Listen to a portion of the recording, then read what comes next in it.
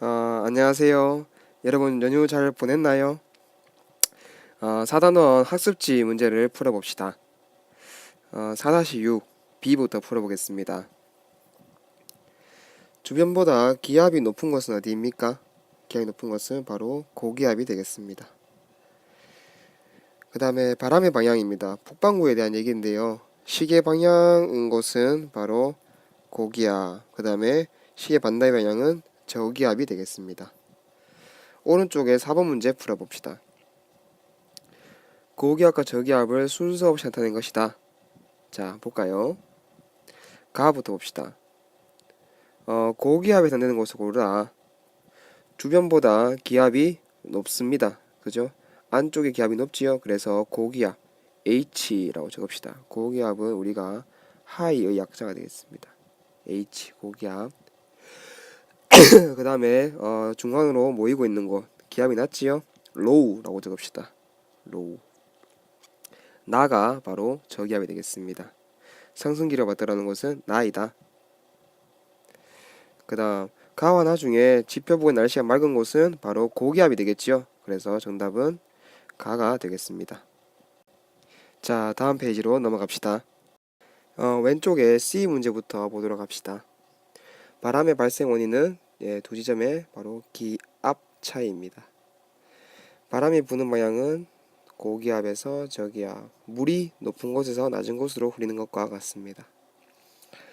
그 다음에 기역은 바람의 색이니까 풍속이 되겠고, 불어오는 방향은 풍향이 되겠습니다. 바람 풍자의 방향, 향 하니까 풍향이 되겠죠. 해안가에서 하루를 주기로 풍향이 바뀌는 바람. 자, 해안가에서는 낮에는 바다 쪽에서 바람이 불어옵니다. 그래서 해풍이고, 밤에는 육지에서 불어 나가지요. 그래서 육풍입니다. 이렇게 해풍과 육풍을 합쳐서 우리는 해륙풍이라고 합니다. 해풍과 육풍을 합친 말이 되겠습니다. 해풍과 육풍의 합친 말이다. 대륙과 해양의 경계에서 1년을 주기로 풍향이 바뀌는 바람은 1년을 주기로 하니까 바로 계절에 따라 바뀌는 거죠. 그래서 정답은 계절풍이 되겠습니다. 넘어갑시다. 5번 문제 풀어봅시다. 이 지역의 풍향과 풍속을 쓰시오. 자, 우선 긴 짝대기가 좀 더 자세히 볼까요? 이렇게 긴 짝대기가 두 개가 있습니다. 그래서 5 더하기 5, 그 다음에 작은 거 한 개니까 더하기 2를 해서 12 미터 퍼 세컨드가 되겠습니다. 풍속은 12미터 퍼 세컨드입니다. 풍향은 어느 쪽입니까? 동서남북. 자, 오른쪽부터 동서남북이니까 지금 얘는 북쪽과 동쪽 사이, 즉 북동풍입니다. 북동 쪽에서 불어오고 있는 북동풍이 되겠습니다. 6번 봅시다. A, B 중 고기압을 고르시오. A와 B 중에 고기압을 골라라. 주위보다 기압이 높은 A가 고기압이 되겠습니다.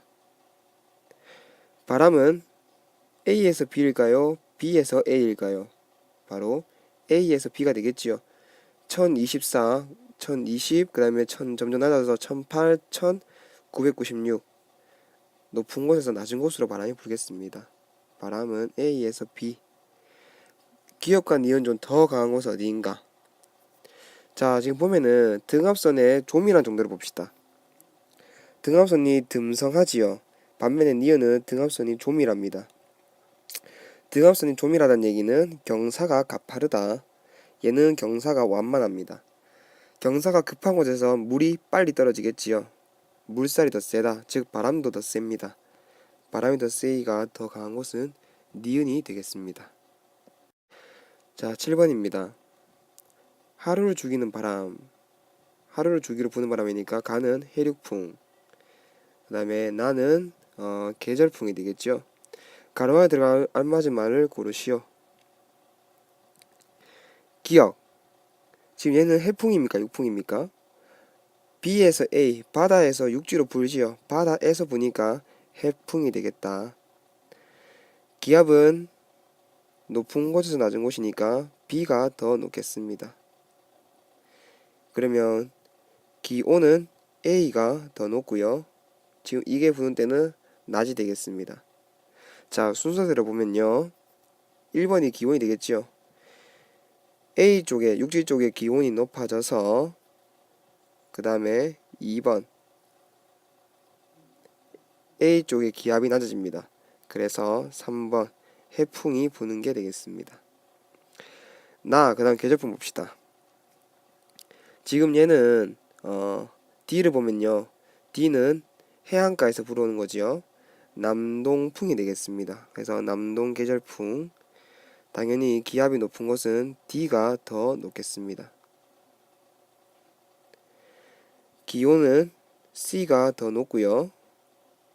이 부는 것은 여름이 되겠지요. 이렇게 보면 지금 가와 나는 서로 비슷한 경우입니다. 8번 문제 봅시다. 지금 이 문제는 대기 대순환에 관한 문제이네요. 북반구에 대한 얘기입니다. 풀어봅시다. A는 어떤 바람입니까? 북동쪽에서 불어오니까 A는 북동 무역풍. B는 서쪽에서 불지요. 그래서 편서풍.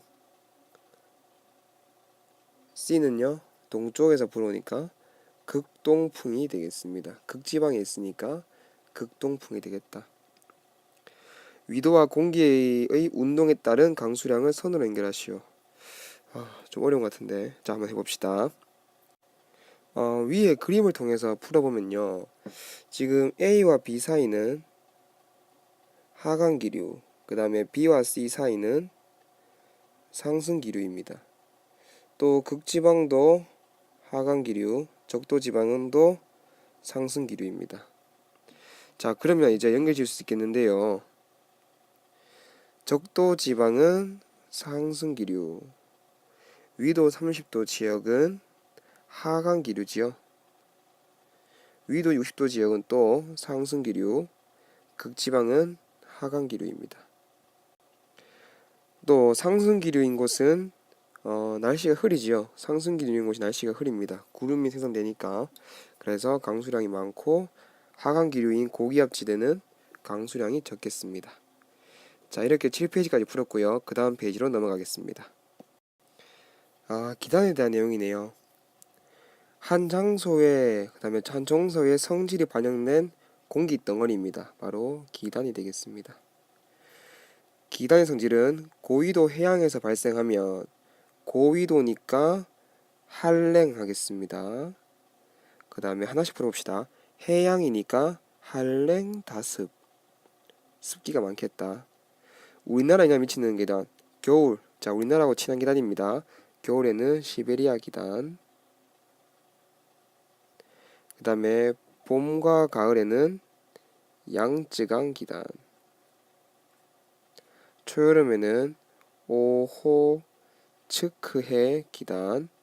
여름에는 북태평양 기단입니다. 자, 1번 문제 풀어봅시다.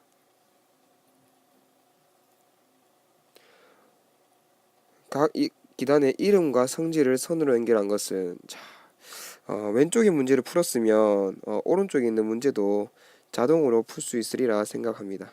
자, 풀어봅시다.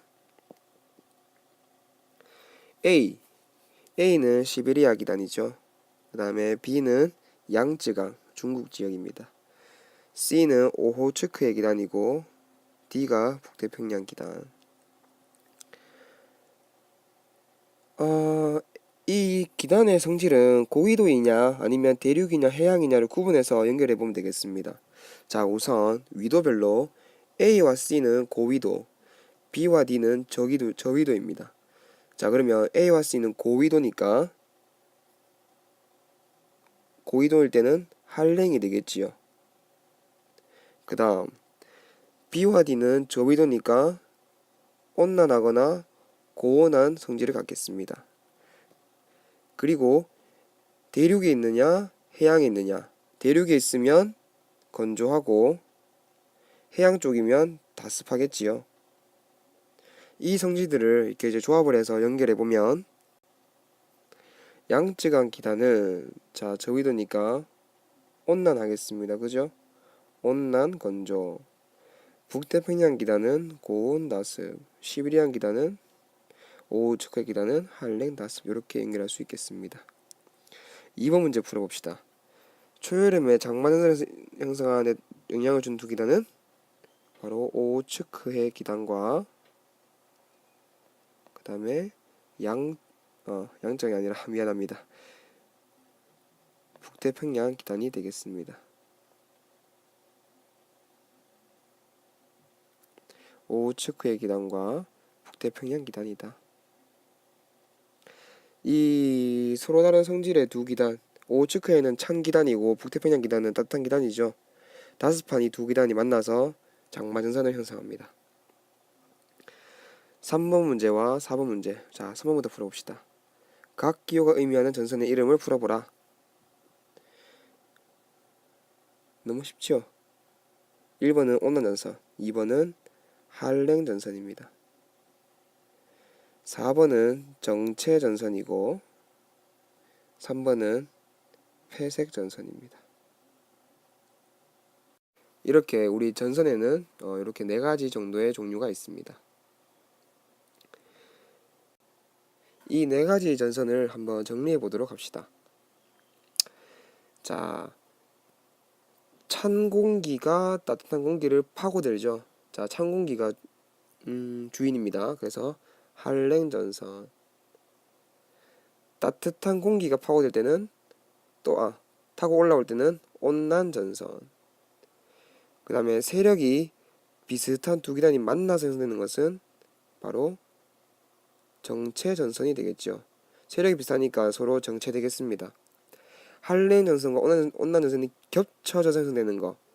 자, 한랭전선이 온난전선을 따라잡은 겁니다. 이때가 바로 회색전선이 되겠습니다.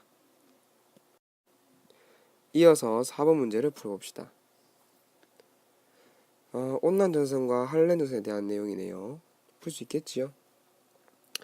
찬 공기가 이동합니다. 찬 공기가 이동하는 거니까 한랭전선.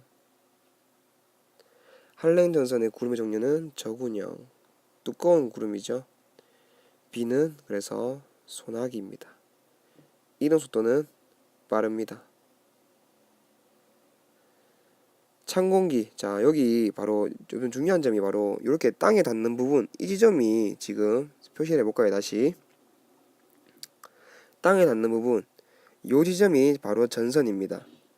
요 지점을 지나고 나면 당연히 기온은 낮아지겠습니다. 통과 후 기압의 변화입니다. 한랭전선이 통과되고 나면 찬 공기의 영향을 받으니까 기온이 떨어지지요. 기온이 떨어지면 바로 공기가 올라갈 수 있는 요건이 떨어집니다. 그래서 올라가지 않고 내려오니까 기압은 대체로 상승합니다. 공기가 하강할 때는 바로 고기압이니까 고기압일 때는 상승한다 되겠죠. 그 다음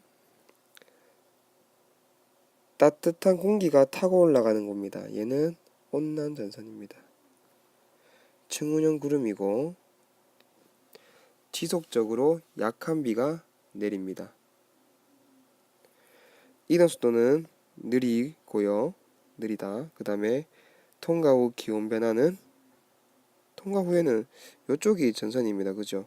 통과 후에는 따뜻한 공기 지역이니까 높아집니다. 기온은 높아진다. 기압은 낮아집니다.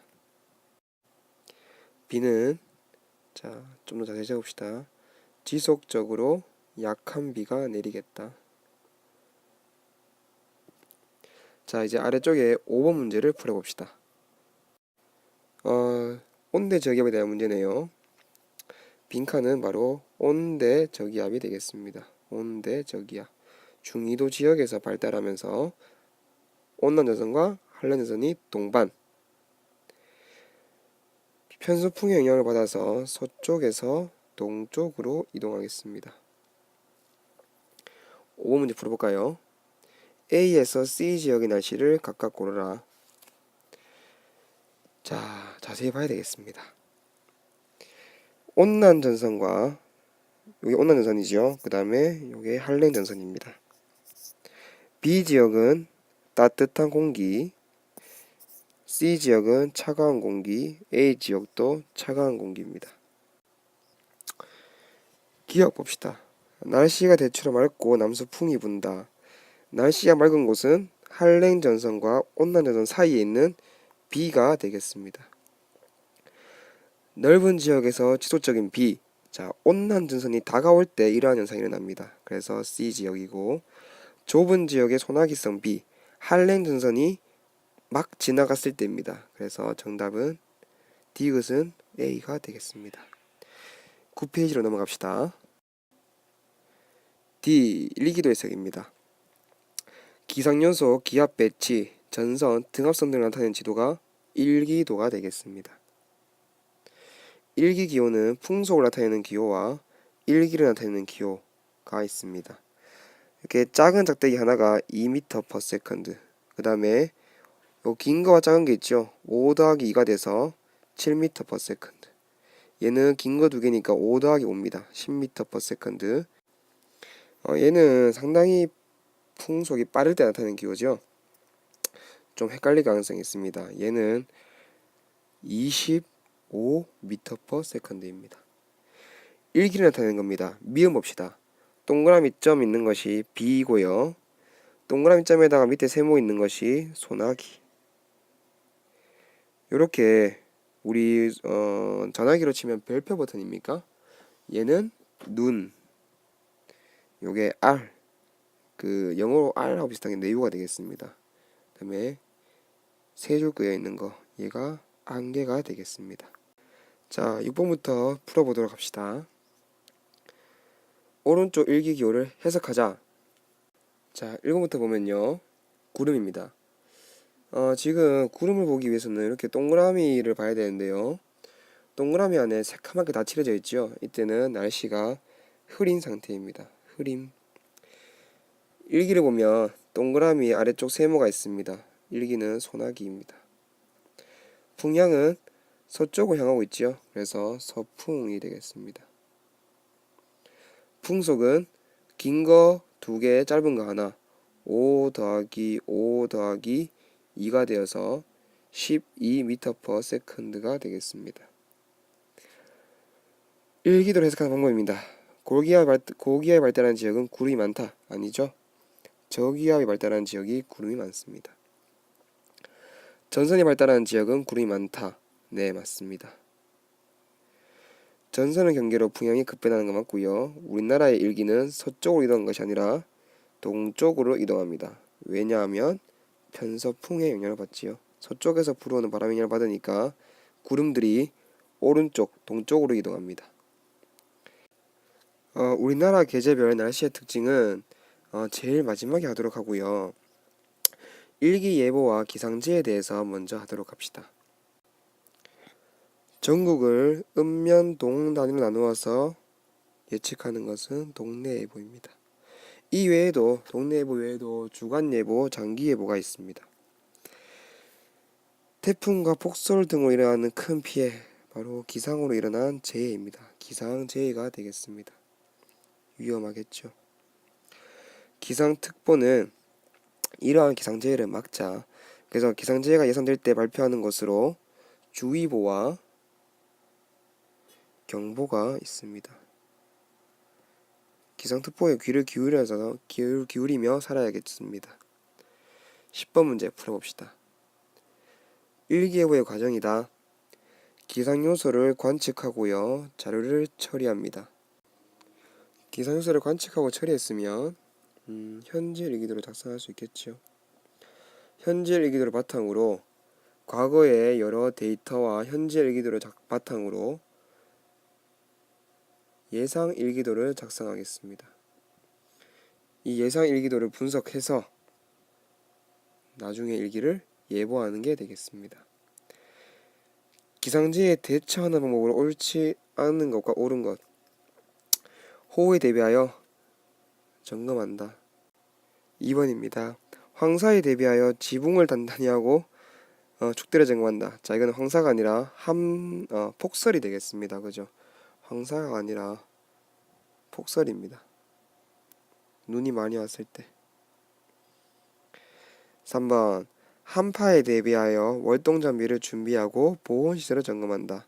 예, 맞겠습니다. 자, 여러분들 고생 많이 했습니다. 그런데 아직 좀 더 남았지요. 자, 조금만 더 힘을 냅시다. 우리나라의 계절별 날씨에 대해서 공부를 해야겠습니다. 우리나라의 계절별 날씨에 대해서 볼까요?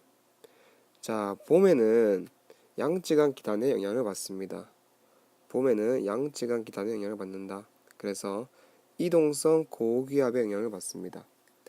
자, 여러분들 이동성 고기압은 무엇이냐 하면요. 우리 봄과 가을에는 이동성 고기압이 자주 발생하는데 이때에 이동성 고기압이 지나고 나면 그 뒤에 따라오는 저기압 때문에 날씨의 변화가 심하다고 합니다. 또 우리는 봄에는 황사해와 꽃샘추위라는 특징이 있습니다. 초여름에는 어떤 현상이 있습니까? 초여름에는 오호츠크해의 기단과 북태평양 기단이 만나서 장마현상이 형성되고요. 많은 비가 내립니다. 6월 말에서 7월 말입니다. 여름에는 남고 북저형의 기압 배치입니다. 북태평양 기단의 영향을 받습니다. 남동 계절풍이 불고 덥고 열대야가 일어나고요. 태풍 때문에 많은 피해를 입습니다. 가을에는 양쯔강 기단의 영향을 또 받습니다. 그래서 이동성 고기압 영향으로 날씨가 변하고요. 높고 푸른 하늘, 하늘이 높고 말이 살이 찌는 계절, 바로 가을입니다. 겨울에는 시베리아 기단의 영향으로 차고 건조한 날씨가 되고요. 그 다음에 서쪽이 고기압, 동쪽이 저기압인 소고동조형의 기압 배치입니다. 북서 계절풍이 불고 폭설과 한파가 나타납니다. 자, 이제 그러면 문제를 풀 수 있겠습니까? 우리 문제를 풀어봅시다. 봄과 가을에는 이동성 고기압이 자주 통과하고요. 초여름에는 장마 전선이 형성되고 여름에는 남고 북저형의 기압 배치이고 남동 계절풍이 불죠. 겨울에는 서고 동저형의 기압 배치이고 북서 계절풍이 붑니다. 8번 문제 풀어봅시다. 황사와 그 다음에 봄이라는 것은 뭡니까? 황사와 꽃샘추위가 바로 봄이지요. 여름에는 열대야, 또 남동 계절풍이 해당됩니다.